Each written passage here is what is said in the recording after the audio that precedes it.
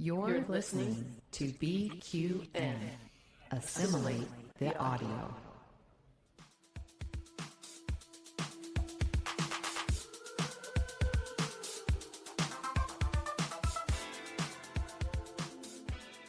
Welcome, listeners, to another episode of All Good Things, a Star Trek Universe podcast here on BQN and the Fandom Podcast Network.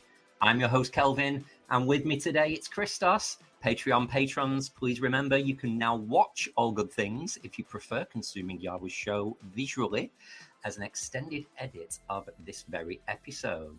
So, hola, Christos, ¿cómo estás? Bien y tú, señor? Oh, that's about as much as I can do in Spanish. Or I could ask you for the bill, maybe, but the cuenta? It's hola, not hola. Ironically, we don't pronounce our H's in the north of England. So, it would have been normal for me to say hola rather than hola. So I don't know what's gone on there. Spanish malfunction, everybody.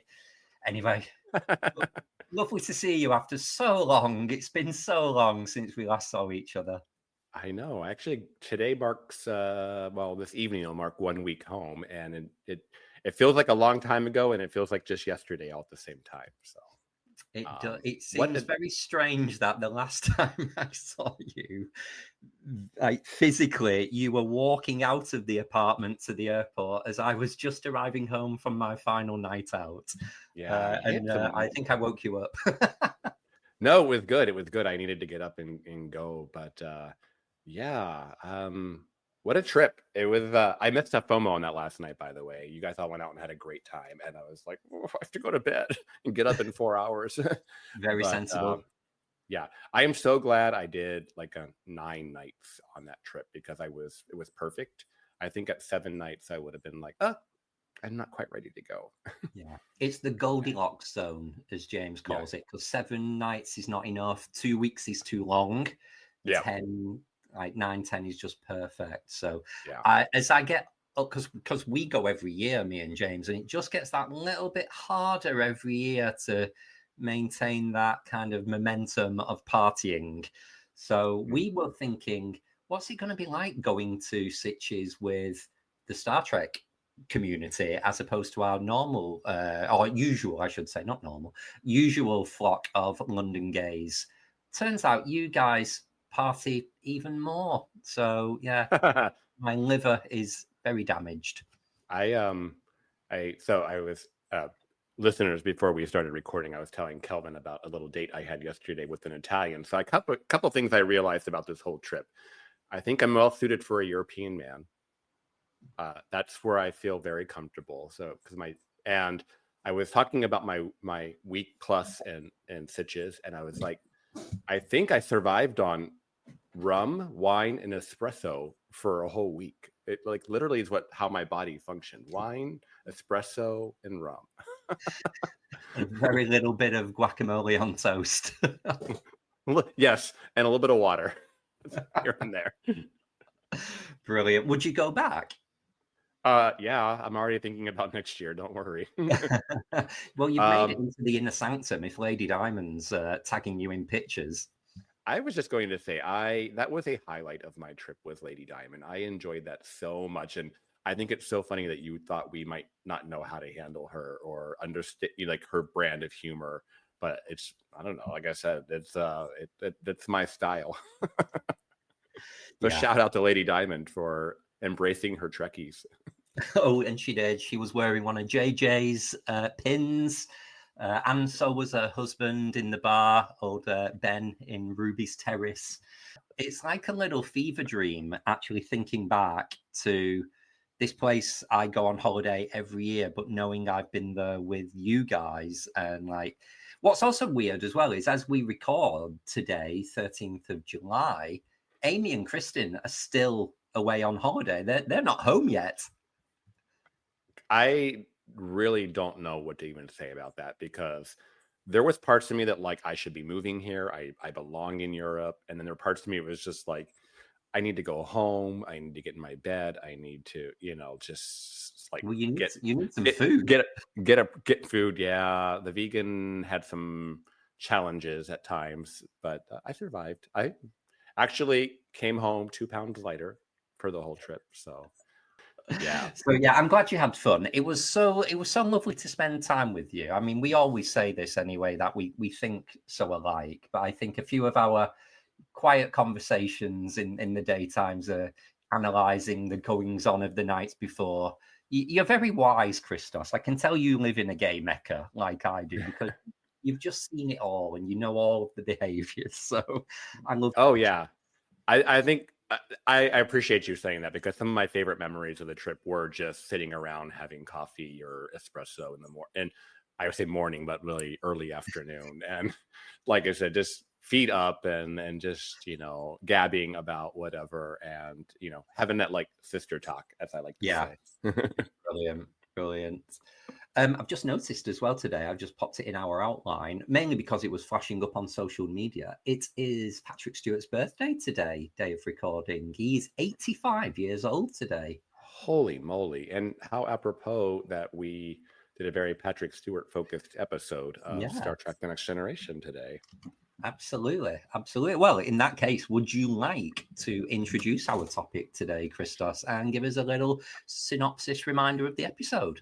Well, sure. And I mean, it's I guess double appropriate. We'll say that the topic is our Shore Leave series, part 5, Captain's Holiday, which many of you know is a mid-season 3 episode of TNG. So Picard reluctantly takes a holiday to the pleasure planet of Risa, and this was our introduction to Risa.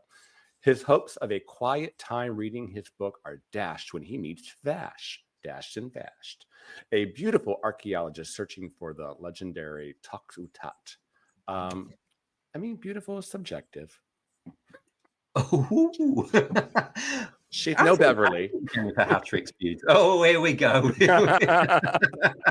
Just because someone's not Beverly doesn't make them not beautiful.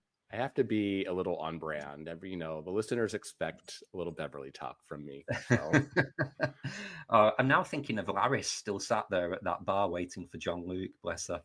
Never mind. Bless her heart. We're not there yet. We're about 20 years before that point. I need to get on track. I think we should do a series on all the bitches that Picard did wrong. What's the girl in season 7 or 6? The no, they don't know. The one that plays the piano there. Oh, Nella Darren. Nella Darren, and that's a long list. Lily, he's just jilted all these gals along the year. Do you think there was romance with Lily? I didn't see that. I mean, Anish, definitely, but not Lily. They were flirtatious, I think. I think there could have been. We don't tend to start romance with a machine gun. Trauma. Like PTSD can be, a trauma can bring two people close together very fast. So, well, let's get away from trauma and get onto Risa. So, as you just said, Captain's Holiday introduced the concept of Risa and it being a pleasure planet, which is something I think it's quite original series, but to see that in The Next Generation, there was a lot of comedy in this episode. So, I mean, what's your thoughts of Risa being this tourist trap pleasure planet where everybody in Starfleet and the Federation itself visits? Do you like it? I mean, in theory, being a very, I guess, sexually open person, the idea of it is not a bad thing. In fact, if many things, I think the way that they propose what it is versus what they show is very tame. It's a little bit of like the Planet from Justice or whatnot coming forward and making a planet out of it. I feel like, what we're shown is like the PG version of what Risa really sounds like, which is just some big brothel orgy, whatever, I don't even know quite how it works. Like I said, I'm not meaning to be crude, listeners, but these women keep coming up to Picard and almost offering themselves to them. So is that like part of what the employees do there? Are they prostitutes? Are that just very sexually open people who just like to fornicate? I don't know. I mean, we might have to put a warning on this episode. Yeah, we might have to. I mean, all that is ours is yours is the slogan of the employees. So are the staff all sex workers, or is it just free love straight from the 1960s for the heterosexuals? I say free love, but still, it still implies that you show up and it's like, it's like going into best little whorehouse from Texas and all the girls line up, and which one do you want? Yeah. Or all the boys line up, and which one do you want? We are discussing Captain's Holiday now, but it's hard to not kind of jump to Enterprise 2 Days, 2 Nights, DS9's Let He's Without Sin. And I'm now thinking of, Quark, where he says he gets his hog on, he goes, time to test these babies out. And then the two girls just grab him and they go off. So how much of that was consensual and how much of it was, oh, God, I've got to go with a Ferengi now because he brought the Horgon out? I'm sure if we consulted your partner, James, he could tell us a book or 3 that dives into this very topic on a much deeper level. Yeah. I'm sure it's been done. Probably. Hopefully. I like to think. I always think of the Horgon. It's so funny. It's almost like they call it the Ryzian symbol of fertility in this episode, but it's like the grinder of its day. And, if you put one on display, you're basically saying, I want sex. But I like the traditional nature of you display one, and it is to start a conversation with someone who passes by. So it's a little bit like before the apps. Obviously, when was season 3? Was it like 89, 90? Long before smartphones. But this concept of you still have to go over and speak to someone and have a conversation. It's not like you get your Horgon out, press a button and start chatting on your pad like we do in this day and age. It's like when you go on an Atlantis cruise and they put the dog tags on you for the tea dance, and it's like available, taken, open, like whatever you're wearing, literally a little dog tag that has what your availability status is, so that the other person will like, okay, he's in a closed relationship, I don't, or that guy's single, that guy's open to whatever, he's poly, whatever. So it is a very much just very fluid, I guess, situation there. But like I said, I would only say that if we were to do Risa, say in the Picard era, I probably would be a little bit more, a little more scantily clad.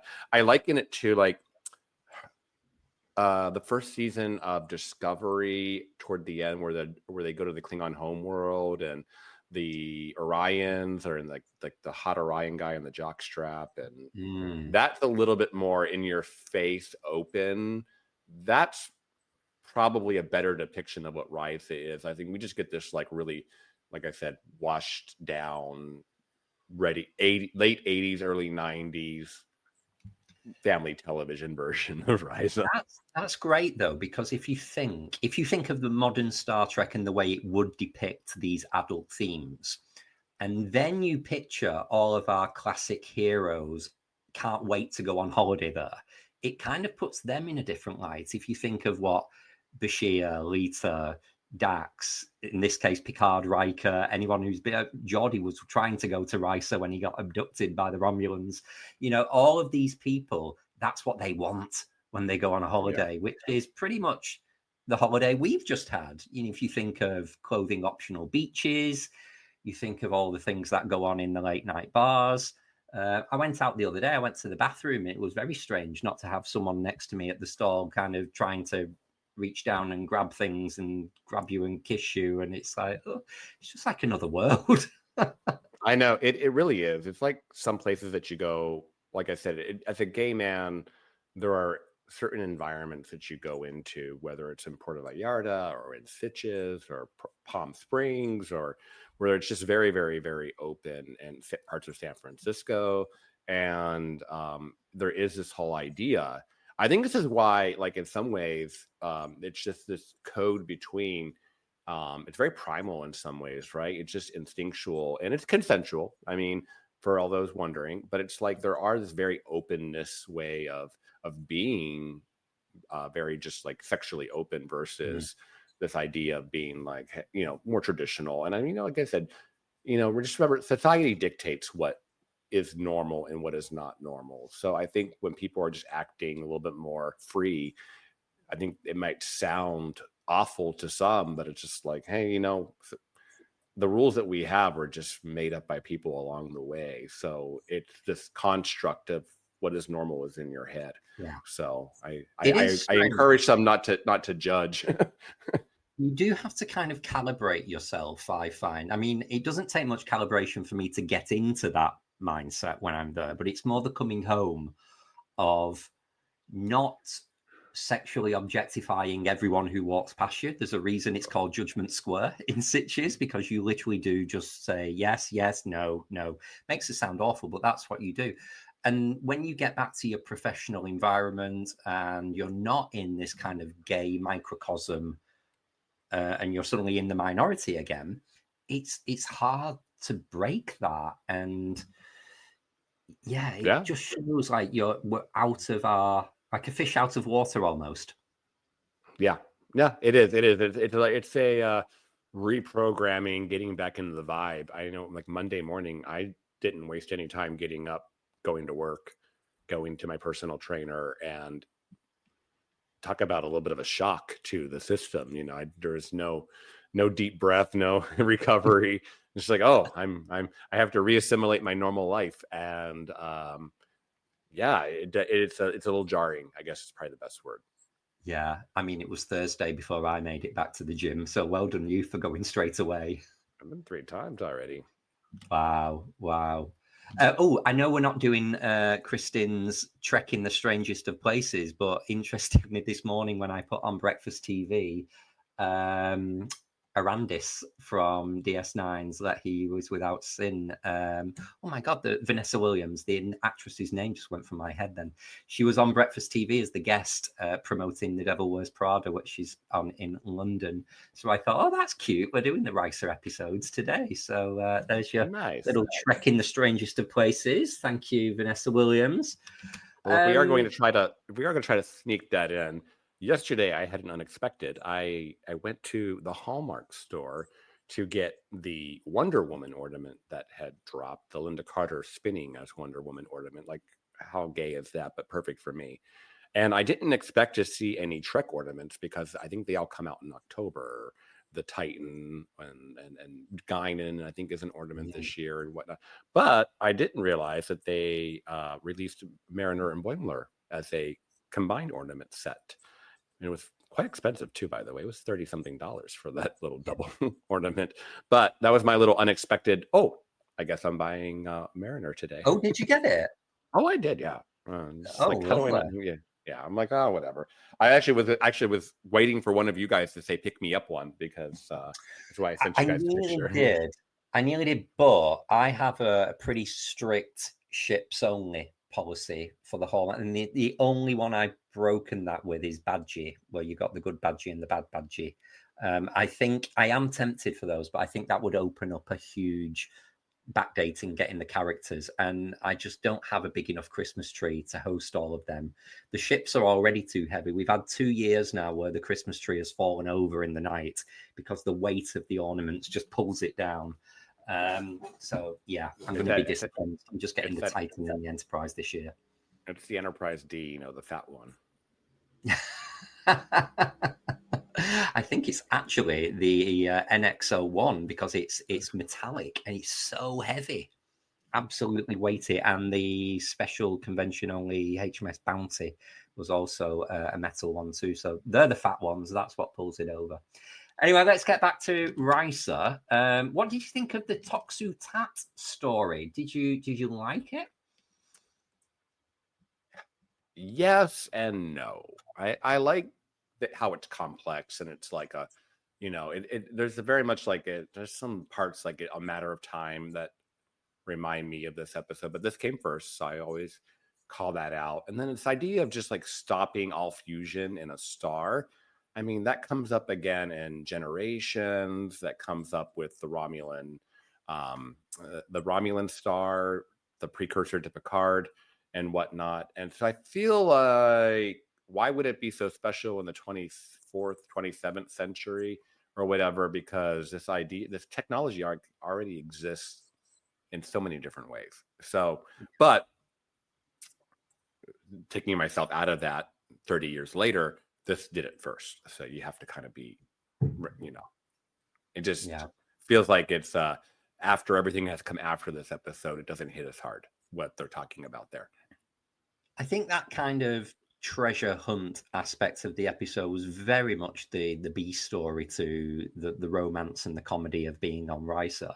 But I loved how in Star Trek Online, they took this story and they showed you all of the backstory with the creator of is it Caldino they mention, and the Vorgons again. And as the player in Star Trek Online, you follow and you go to the different time periods that they mention and track it down and everything. So I do advise anyone who's a fan of this episode, if you've not played Star Trek Online, you can get on. It's free to play on most consoles now. And you can continue this storyline, so to speak. So, yeah, I love that. Okay, shall we have a little chat about Picard and Vash, the relationship du jour? Starting with, do opposites really attract? This is very much a holiday romance for Picard, and this is a woman who you have already pointed out is certainly not Beverly and certainly not like any other woman, I would say, we've seen in Star Trek. Maybe you might say Loaxana has got a little bit of the sass, but from a sexual partner to a Starfleet officer or to Picard in his stoicness that he still is by this point, they seem very, very opposite. So what do you think of this pairing, taking yourself out of she's not Beverly? Oh yeah, I definitely think there's an attraction between them, and I definitely believe in the opposites really do attract. She's kind of a bad girl, and when you're on holiday and you're just talking about a fling, that dangerous little seductive little like, hey, it's just a fling, is probably very attractive because it's, I'm going to have my fun and then I'm going to go home. And I think that's why you see such a jarring reaction to Vash when she shows up in the Cupid episode the following season. Which is like, kudos to TNG for following up on it, starting even as early as season 4, starting to revisit some of the storylines and characters that we met. But I think that's why you see Picard react to that, because he knows this is not the kind of girl you bring home to mama, you know what I mean? Or bring home to, bring your friends or your certainly your colleagues and your subordinates, or potentially the woman you're fooling around with here and there too. It's strange how he's almost embarrassed by her when that happens. Do you think he's embarrassed by her, or do you find it's the embarrassment, the vulnerability, or the exposing himself and what he's been up to his colleagues? I think it's a little bit of all of that. I think he's a little embarrassed. I think he's obviously a very private person. So for anything a part of his private life to be exposed is embarrassing to him, regardless of who it is, let alone somebody like Vash, who's just so forward and whatnot. And then of course, I guess our backstory is that he did have this on again off thing with Beverly. So this other woman shows up, and my fling and my on again off again are just getting along swimmingly. And what are they going to say about me to each other? Like, I can get in so much trouble here. I think that's kind of the hijinks of it all, that he's just embarrassed because on all those levels, it's just a bit of fun on holiday. That's all he was after. And it's just so unlike Picard, but almost I love him for it because it's quite relatable. Yeah, agreed. It's I think everyone, I don't know, I can't say everybody, but most gay men and probably a lot of women have had that status or situation with somebody. I certainly have. And it is what it is. It's like, it's easy. It's convenient. It's not the person you'd take home. It's not the person you'd want to have a relationship with, but there is a physical attraction and chemistry, and that's what you get, and that's all you're really wanting out of that situation. It's not even a friends with benefits, because you're not even necessarily saying friends, right? It's just benefits. That's the only nature of it. You know, you're not going to go out for brunch. They're there for a reason. Do you think Picard and Vash could ever have had a relationship? Could you ever see it happen in any particular way? Could she have been a stay aboard the Enterprise, non-Starfleet partner? No, I mean, she's too in the gray, as I'll say. Like she's not 100% the most honest person. She gets into that Picard's such a moral person, right? And she's like, you see what she did to the Ferengi. She gets hooked up with Q. I mean, she's, she does some stuff. So I think it's a matter of, she's not the most honest person, and that would be a problem for Picard in the long term. Yeah. And trust would be very hard. I think Vash would have been a great recurring character on DS9 because she has got a lot more of the DS9 light and dark shade. You know, you could imagine her in a lot of quite problematic ethical storylines. Like Quark, I think she would have worked. It's a shame she didn't come back on DS9. I mean, she's quite a bit like Garak, if you think about it. Like, there's that, you love him to death, but you can't trust him 100%. Yeah. There's always that, like, the moral ambiguity to the person. So I was thinking about this kind of opposites attract, and I guess they do have archaeology in common. Obviously, that's the mission, but I found it interesting that there was that deception, if that's not too strong a word, about what was going to happen when they find the Toxu Tat. Because don't forget, Picard was going to hand it over to the Vorgons, thinking they're the rightful owners. And she was going to flog it to the Daystrom Institute. So they weren't totally honest with each other in the kind of realizing that they had a mission to complete. Yeah. The Vorgons are kind of funny. I think, which was really, the only thing about the Vorgons that really strike me with Picard is that he's so quick to trust them. Like, these two people just show up and tell you a line and you just believe it all. And I love that he keeps it to himself and doesn't tell Vash and all that stuff. But that's very unlike Picard, just take two strangers at their word and just be willing to hand over such a big deal to them, I guess.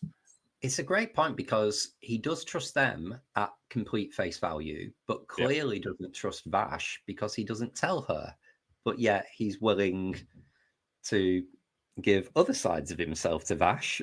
So that's odd. It's odd how the Vorgons don't need to show any kind of credentials, but yet he has this implicit, this woman's not to be trusted. I've got to keep an eye on her. But then is that part of the sexual attraction for him?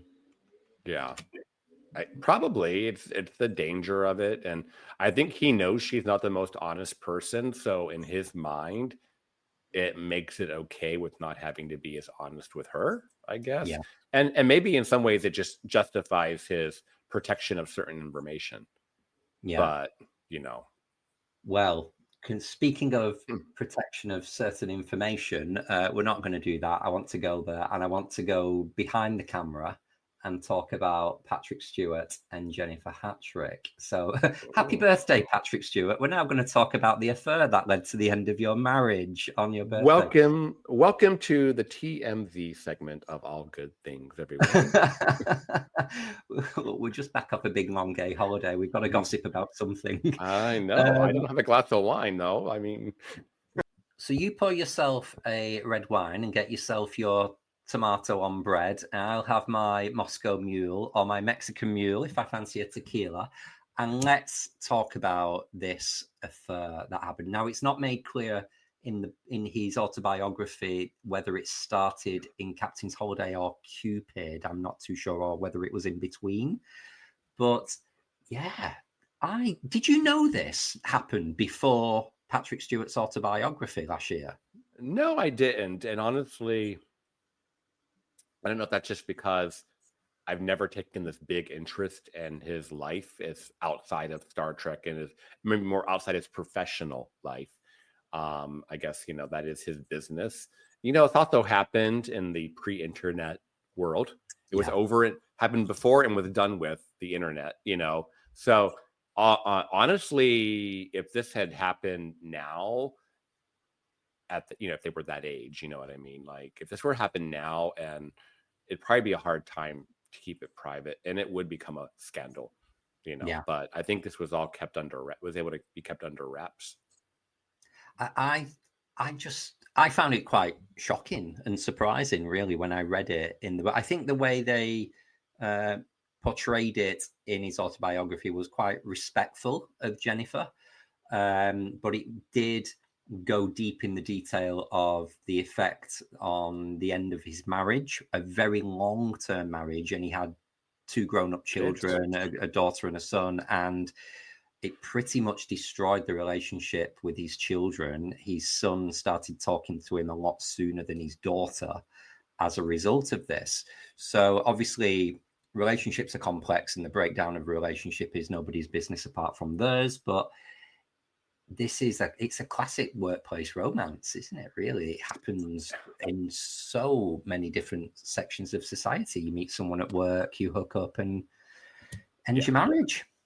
Right. And that that makes it sound very simple. It's I think, obviously the affair is a symptom of a bigger problem, obviously, right? If you have a perfect relationship or a great relationship, infidelity is a lot harder to happen if, everybody is happy.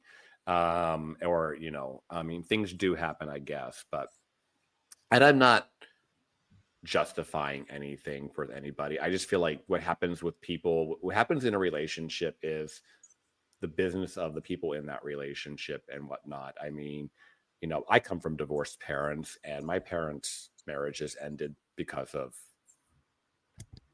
basically affairs, but it was because they weren't happy together that it got that far, right? That's why those things happen. And as a kid, take us speaking for Patrick Stewart's kids, yes, you have your judgment and your loyalties, and you think it's happened and that happened. I remember being a very young kid thinking, oh, I wish my mom and dad were still together, because, I had step parents on both sides of and it was just hard being in the 80s a child of divorced parents, because in Ohio and the USA in the 80s, where I was, it was still kind of I don't know, it was a little bit of a stain, right? And it made you home. Yeah, it made you different. And when you're a child, I think different is the worst thing, right? Whether you're talking about different because you come from divorced parents, different because you're Greek and you're darker than everybody, and that's already weird. And then, of course, you're exhibiting tendencies of a homosexual nature.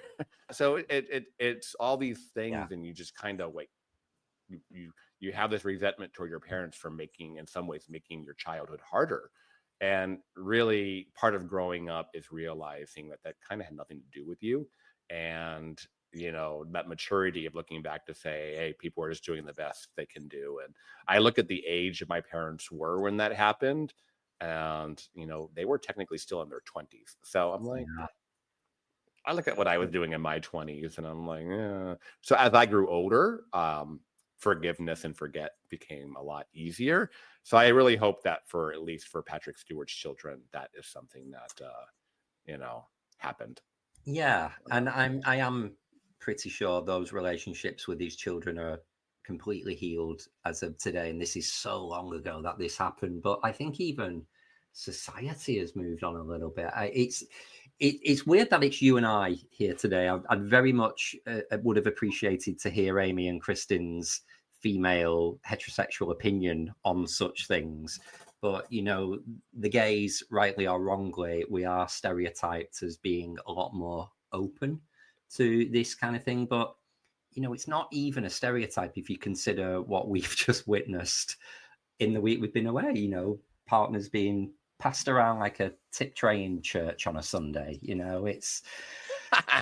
happens, myself included. I know. It happens. It's no wonder I have a little touch of something, because I kissed a lot of guys last week. Yeah, a little frog in your throat, maybe. That's not the only thing. And there's the expletive. Yeah, so it's weird because, again, this you have to separate Patrick Stewart from Captain Picard, the character from the person, from the actor, recognize that he was away from home, grueling schedule, 18-hour days. A beautiful woman comes in. You've not seen your wife for God knows how long. And the relationship was, on its downers at the time. So I don't blame him that it happened, but I still find it weird that I'm attaching almost mentally standards to Patrick Stewart that I don't apply to myself, and I'm thinking, am I applying Picard's righteousness onto Patrick Stewart, which is so wrong. It's so wrong to do that. You definitely have to separate the character from the actor for sure. And at the end of the day, it's like I said earlier, I think what age has brought with wisdom for me is I'm not a party to the relationships, and I am not one to judge, right? So, and I don't want people to judge me for what I do. So, I try to stay as long as people aren't getting hurt. And maybe that's not true because his wife got hurt. But, I think the idea is maybe in relationships, if things aren't right, you need to deal with it, not just sweep it under the rug and act out on it. The fair thing to do is to deal with your issues. And if you're not well suited, not being afraid to divorce, because that's another thing too, right? Is there's that stigma, oh, we have to stay together for the children. We have to society, or I'm an actor. I don't need this in the paper, blah, blah, blah, whatever that is. I'm a politician. I don't need that in the paper. I don't need the press of that. But it's like, so there's all these reasons that we choose to stay in bad situations. And it's really not, like I said, when parents are staying together for the kids' sake, you're actually doing them more harm than good. Yeah. Because you're not showing them a healthy marriage. You're showing them, people who are tolerating each other and getting through it. And well, I'm very much aware that my dad sometimes listens to this podcast, so I have to be quite careful what I say. But whereas you say your parents divorced at a very young age, my parents are still together. They've been together for over 50 years. Wow. And I would say it's not the most traditional happy marriage that you see. I've always seen my parents as cohabiting. They would be completely lost without each other. They wouldn't know how to function individually. But, do they strike me as the most romantic, sexually active couple that you've ever seen? No, I remember as a very young child going to a birthday party at one of my friend's house and seeing her parents. Her mother went and sat on her father's lap and had a little kiss on the. And I couldn't believe what I was seeing. I was like, yeah, he's biting that female. To allow. I'd never seen two people's parents being that passionate about each other. I'm not saying they were being inappropriate in front of children, but I got you. That's the opposite. It was foreign to you. A relationship that's broken down, and I've seen one that has gone, dare I say, a little stale, and they're staying together for not the convenience of it, but maybe the fear that they don't know how to do anything a little different. And that's sad. That's sad. So talk to each other. If something's not working, have a chat, make a change, go about it that way. So yeah, there's our marriage guidance for the week, considering neither of us are married. I'm all but married. Okay. All but me. Shall we jump into some assimilations and regenerations for this episode? Would you like to start us off, Chris? I didn't even call you Kristin then. Christos, with an assimilation, please. I love the beginning of the episode. I'm looking at some of your things, but maybe a little bit of your first one here. But I love the beginning of the episode where Picard and Troy return from a long, hard, negotiated settlement with these two difficult species, and Picard is burnt out, worn out, and they identify he needs a vacation. I love that the crew is conspiring to get him to go, and I love it that they start with the Beverly coming in medically, talking third person about this hypothetical crew member, and it's him. And I could order you, and she doesn't go that far. I love that that's that Jean-Luc Beverly. I like this. It's more of a soft moment between you see this with Riker and him, you see it with Troy and him, and I just like that they're being a little more casual with each other and being a little more fun and playful. And for season 3, that was early days for that, right? And you start seeing, I even noticed, I never caught it before, that when Beverly's kind of sitting on his desk, he touches her hand. And, it's kind of a return to form from season 1, kind of finally getting them back to where they were. And I'm going to steal your assimilation here, but I love with Troy saying, "No, my mother's going to come visit," potentially. And I laughed out loud and smiled when I was rewatching the episode, because it was just, we see clips of TNG all the time, right? But sometimes you don't see these kinds of scenes. Yeah. So to rewatch the episode and see that, I also like to see. This is a reminder that season 3 was very much an evolution year for the Ferengi. We had the really bad launch of the Ferengi in season 1, and not a whole lot of them in season 2. And by season 3, we start blending them more to the greedy, comedic Ferengi that we would come to know and love in DS9. Yeah. And I think you see that transitioning happening in this episode with our Ferengi. Hey, do you know what's interesting there? I've been listening to Armin Shimmerman on podcast recently, and he always said he came back as Quark because he felt it was his responsibility that the Ferengi were so laughable in The Last Outpost. So if you consider, Armin Shimmerman did the bad launch of the Ferengi, and it was Max Grajenchik who came back and created the Ferengi as the first depiction of what we see them moving forward. So you've got Quark and Rom, not as Quark and Rom, bad Ferengi, good Ferengi. So I've never thought about it in that way before. No, it's a very good point. And I enjoyed, like the Ferengi were, like I said, they were more DS9 Ferengi in this episode. Not obviously season 1, but just it gets a little telling to me. It's a reminder of how much season 3 was about writing the ship for TNG and really making it that great show that history would remember it as. My assimilation is pretty much the same. It's kudos to the writers, actually. The dialogue in this episode and the timing of the delivery by the actors was brilliant. And even by, sometimes you get comedy actors or comedy characters, I should say, but by people you wouldn't expect. So the scene in the turbo lift with Picard and Riker, you get great comedy performance by Patrick Stewart when Riker says, "Have you decided where you're going?" And he goes, "Yes, number 1, I have. Bridge." And the turbo lift move. Amazing. You never get Captain Picard being that funny. And then the dialogue with the girl on Risa when she says about the Horgon. Have you bought it for somebody you know? Yes. Have you bought it? Oh, somebody you care about? Yes. Somebody you love? I wouldn't go that far. And you talk about Riker. Yeah, the timing of it. I loved it. So that's very much my assimilation. I like that just real back to that Picard and Riker on the turbolift.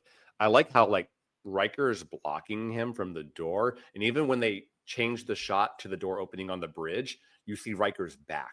So I feel like that was really good placement by the director and whatnot to make sure that believability of the turbo lift ride was right there, and that's literally what Riker was doing, was kind of standing in his way.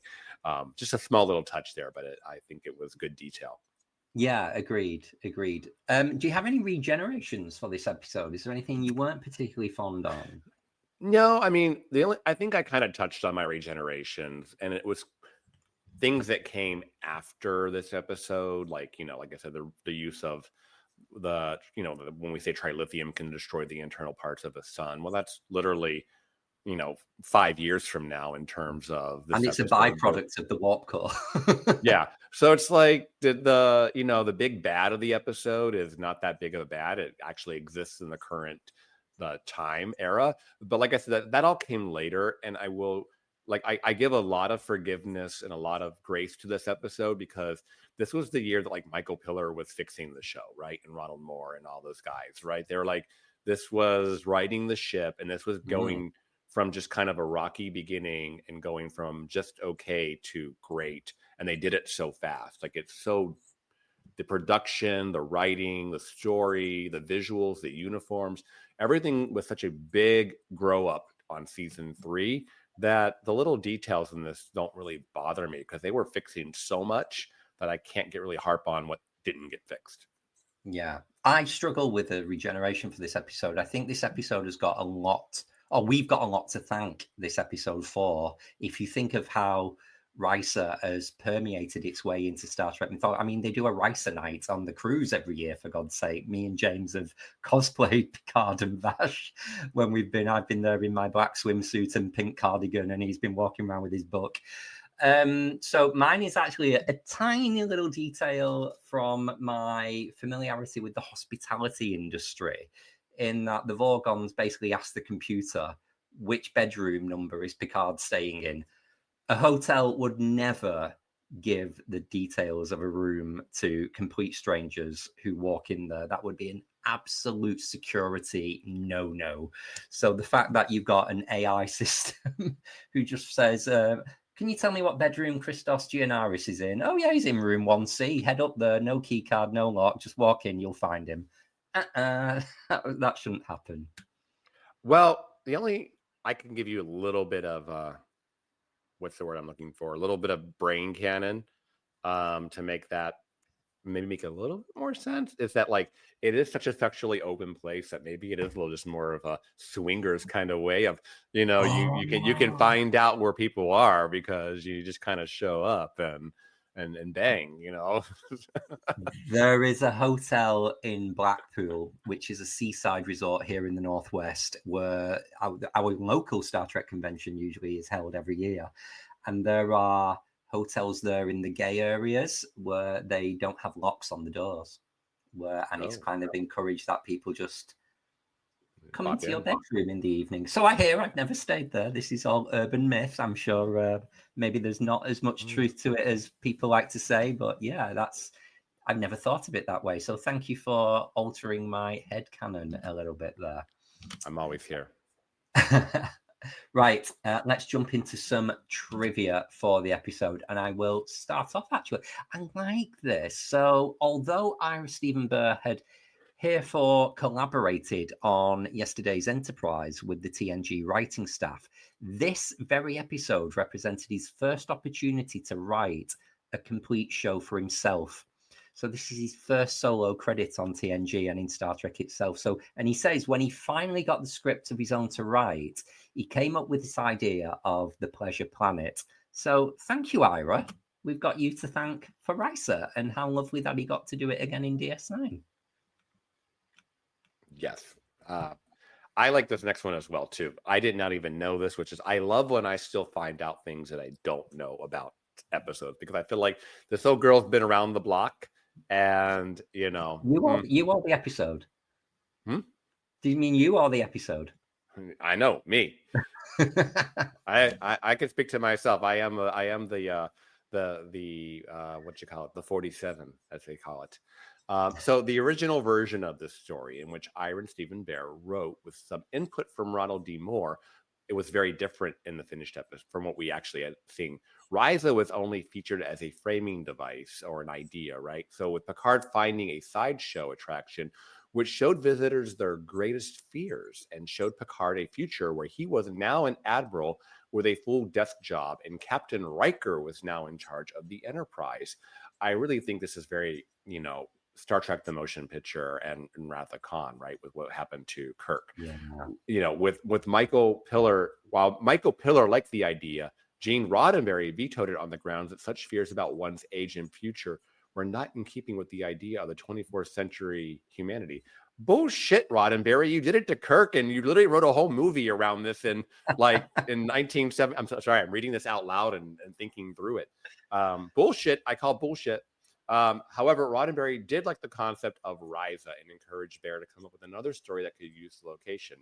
And of course, if this does sound familiar to you listeners, elements of this storyline would later find their way into the following season's Future Imperfect. A little bit of tapestry as well, really, isn't it? Yeah. True. That fear of just not becoming who you are and you're having a boring life. I think it's that fear of having a boring life. That's the tapestry tie through there. The storyline that this episode ultimately went with grew out of Patrick Stewart's desire for more sex and shooting for Picard. Ira Burr recollected, Picard kept saying that the trouble with the show is that there's not enough effing and effing, which actually means fighting and fornicating. Yeah. And wasn't this like the... Oh, actually, I'm probably jumping ahead into something you have down here later. So I'm going to just stop talking. Imagine that. And I'll bring this up later if we don't cover it in some of these other trivias. So Michael Piller recalled originally it was a Maltese Falcon kind of story where the old rare thing had been lost and a bunch of people are looking for it on this island. It was originally a good script, but it could have been Magnum. Ron Moore was in here with the staff and said, instead of being from the past, could it be from the future? And I said, which also means that the guys who are chasing it are from the future. And that started putting a whole new spin on it. So I love this idea of being in the writer's room and seeing where some of this stuff happens. Patrick Stewart himself took credit for having thought up the idea of Vash. I said, I've got a feeling our audience might like to see the captain just getting blown away by meeting someone new. Interesting use of blown away. According to Ira Burr, using this episode to introduce Vash's character was an attempt to bring in a ballsy woman who's not your typical Star Trek woman, with a clear thinker in both terms of what she does in her own life. And I think it actually said, including sexually, in the context of the reference where I took it from was the Star Trek Companion. Mm-hmm. You'll see that in a second here. So Will Wheaton and LeVar Burton do not appear in this episode, and Brent Spiner appears but does not have any dialogue.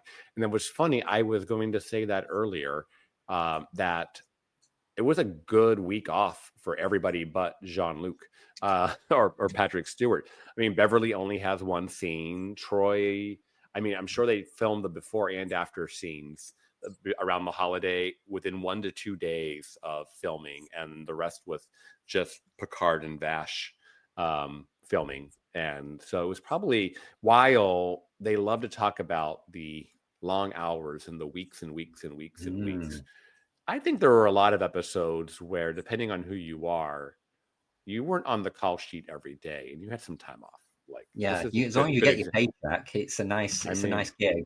I mean, if you think about it, they spent what, 7 to 10 days filming an episode with an episode. So if you're LeVar Burton or Will Wheaton, you got 10 days off. Nice. On the flip side, if your character's not being used, that can also be a bad thing. Well, speaking of characters being used, a little continuity here, that this episode marks the second and final appearance of an Andorian in TNG, with the first time having appeared in the offspring of one of Lal's potential android forms. And the Andorians next appear in Enterprise in the Andorian incident 11 years later. Oh, wow.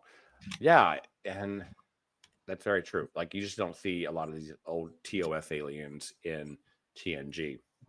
This next one's a huge, massive one. So apologies, I've shafted you with this. I know you keep giving me these books to read. Sorry, they're listeners. good though. This is good quality stuff. At first, the TNG writers were very excited by this episode, though the installment still had to be approved by Gene Roddenberry, which is kind of interesting because we're still like in that less than 2 years before Roddenberry would pass away. This health was in decline, and so Rick Berman says you have to go in and see Gene. Ira Bear continued. So I go in and he's very nice. Despite liking the inclusion of the Pleasure Planet, something Roddenberry was keen to see in this episode, and very like the novelization of the motion picture. However, the copious amounts of erotic activity taking place in the background of the scene set on Risa, particularly between same-sex partners, remembered Bear. Oh, wow. Oh, I remember this detail. He's like, I like the idea of the Pleasure Planet. I want to be a place where you see women fondling and kissing other women and men hugging and holding hands and kissing, but can we imply that they are having sex in the background? Huh? Really? Bear was briefly flummoxed by how to politely tell Roddenberry that such scenes would never make it past network censors. I'm going, oh man, I'm in the frequent twilight zone. I go back to Rick and he goes, pay no attention to that. Just get the captain laid. which brings me to I'm glad we got to that, because that was going to be my thing I was going to talk about. Was I didn't Picard and his agent and it was very much his manager go back to Berman and say Patrick Stewart wanted to see Picard get laid, and that was a lot to do with how this episode came to be. And I like the idea that Roddenberry, for me, and he's kind of a hard nut to crack. There's things about him that are very cringy and Kristin and I have beat that to death. Mm-hmm. But there's also some things about him that were very forward thinking, and obviously Star Trek being one of them. But the idea that in 1989 or 1990, wherever this was quite written, he was willing to depict same-sex couples in his mind. Just willing, he wanted to. He wanted to show it. That he was that forward. I got to give him a little bit of credit for that, I guess, as a gay man. Yeah. The best we got was Men in Scants. Yeah, we'll take it. We'll take it. Okay, we're at that time now. So who did it best? So in our Shore Leave series, previously covered episodes are, our other two Riser episodes, DS9's Let He Who Is Without Sin, Enterprise's 2 Day and 2 Nights, and then the original series, Shore Leave and Lower Decks, Wedge Do. So Shore Leave, who did it best, Christos? I'm somewhere between Captain's Holiday and Wedge Do, because I do enjoy that episode quite a bit. Definitely not TOS. Yeah, I think this was the original Get the Captain Laid, Shore Leave. This real, like I said, fun idea. Some of these are just colored by when and where they fell in the sequence of things and how old I was when I first saw them. So that's what I'm going with. Wedge Do is definitely in my top 3 episodes of Lower Decks, but I'm going to go in on the theme. I'm going to give who did it best according to our Shore Leave theme. So I am going to give it to Captain's Holiday of all of those episodes. It established Riser. It's the ultimate Shore Leave destination in all of Star Trek throughout. And it is just such a fun episode. You can tell the actors had a great time on it, and it just gave us Captain Picard as you've never seen him. So for me, Captain's Holiday, hands down. Yeah, I would go to just like, we don't really talk about that too much on here, and it's a little bit more of a I don't know, when you're doing batlift battles and things like that, and you ask that question, how important is it to canon, right? Yeah. And to your point, this episode has a lot to do with canon, whether it's Risa, whether it's the new direction for the Ferengi. There's a lot here that influences what would come after. Calling all audiophiles and Trekkies. Prepare to boldly go where no podcast listener has gone before with the diverse soundscapes of BQN.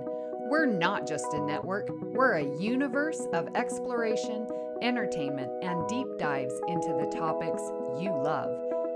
Here's your star map to the sonic adventures awaiting you. Charting the Star Trek cosmos, we have all good things. Embark on a comprehensive journey through the entire Star Trek universe with insightful crew of Amy, Christos, Kelvin, and Kristin. From classic to current, they cover it all. Galaxy Class, Engage. Stephen and Stefan pilots this deep space mission, meticulously covering all aspects of Star Trek: The Next Generation. Infinite Diversity. Stay current with the newest Star Trek frontiers alongside Chrissy and Thad. Union Federation. Whether your allegiances lies with Starfleet or the Planetary Union, Kyle, Kevin, Amy, and Haley offer a unified front discussing both current Star Trek and the truly Trek at heart, the Orville. Crack open that book with Peter and the Trek Book Club podcast. Delve into the rich tapestry of Star Trek's beta canon. What's the TBAB? Christos spills the latest Trek news and fandom insights with an essential LGBTQIA+ perspective, complete with engaging guest interviews. Our visual voyages that you can find on YouTube as well as a podcast are Trexperts quiz. Think you're a Starfleet Academy graduate? Test your knowledge with Davey and MC's challenging Star Trek quiz show. And the View Screen.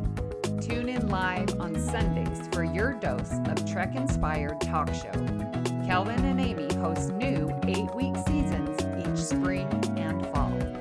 Beyond the final frontier, we have Bargain Bin Gamer. Davey and Mitch, your self-proclaimed gamer guides, lead you to digital treasures, unearthing and reviewing the most affordable video game gems. Cinema Z. Grab your metaphorical popcorn for Mark and Matt's cinematic deep dives, unearthing overlooked films that demand your attention. History with the Szilagyi. In order to never repeat it, tune in as Chrissy and Jason deliver bite-sized snippets of historical events from around the globe. And Transformational Journeys. Lex Rosa explores what it means to embrace authenticity in the face of societal expectations. To unlock deeper levels of engagement, try our patron perks. The Hive Mind is where you can join our random script readings, live reaction shows, and roundtable discussions. And check out our back catalog of It's Green, a verdant cornucopia of topics offering diverse and engaging conversations, and Amy's Math Moments. Discover the subtle and not so subtle mathematical wonders woven into the fabric of Star Trek. You can stay connected to our ever-expanding galaxy of content by following at BQN Podcasts on Instagram, Bluesky, YouTube, and Discord. We appreciate you choosing BQN to fill your auditory needs. Thank you for listening. Assimilate the audio. So, Christos, where are we going next week, please? Well, we're heading to another part 5, believe it or not. It is going to be our Metamorphosis series, and it is Enterprise's Extinction. Remind me, do you remember what season that's from? Season 3, very early season 3. So we're in the Delphic Expanse. All right. Come on, Vindy.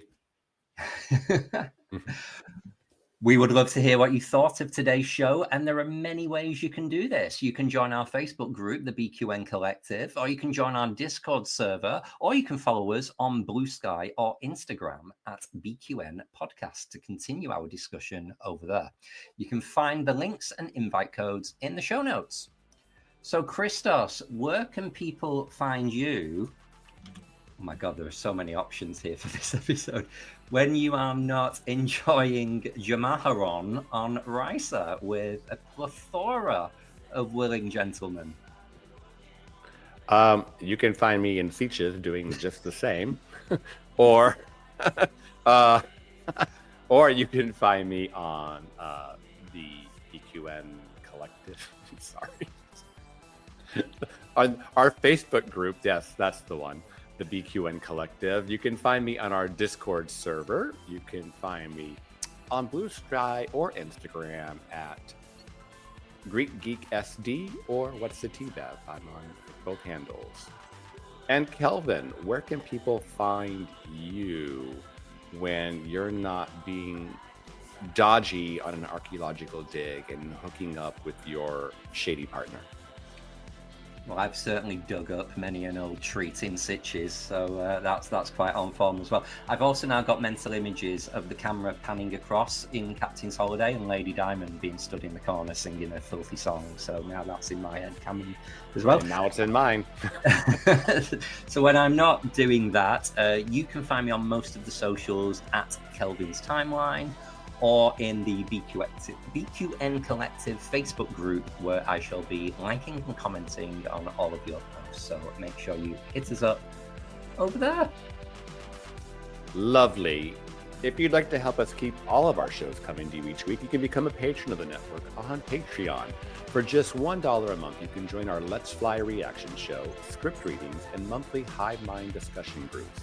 Visit patreon.com/BQN to get all the details and watch your messages.